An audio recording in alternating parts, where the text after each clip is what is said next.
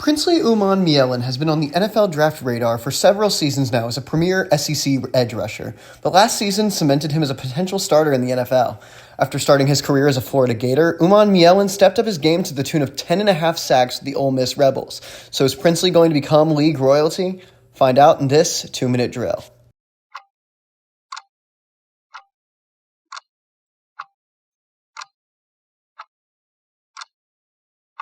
Umanmielen brings impressive bend and agility to the football field. He can play around the arc well and has a combination of good straight-line speed and agility to quickly collapse the pocket and find the quarterback.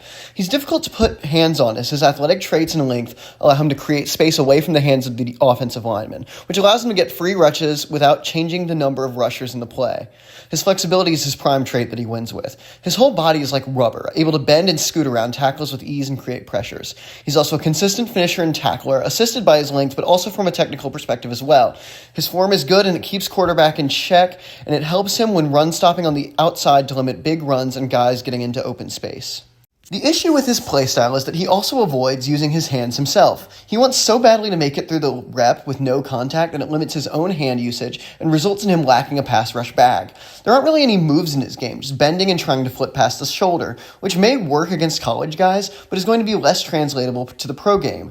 He's a little soft as an edge rusher. When he does make contact with his hands, it doesn't create shock, and it is just a bit disappointing for a defensive lineman of his size. He carries adequate bulk and muscle at 264 right now, but his passiveness about using his hands is resulting in a lack of developed technique that is ultimately limiting his power and effectiveness. He needs to be placed with a defensive lineman coach that helps him break out of these bad habits and begin becoming a multidimensional rusher.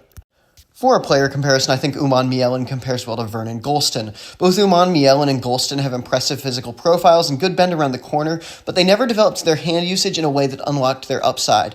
Gholston comes down as a legendary bust in the 2008 class, and while I don't feel quite that harshly about Umanmielen, he'll have to kick his bad habits to make an impact.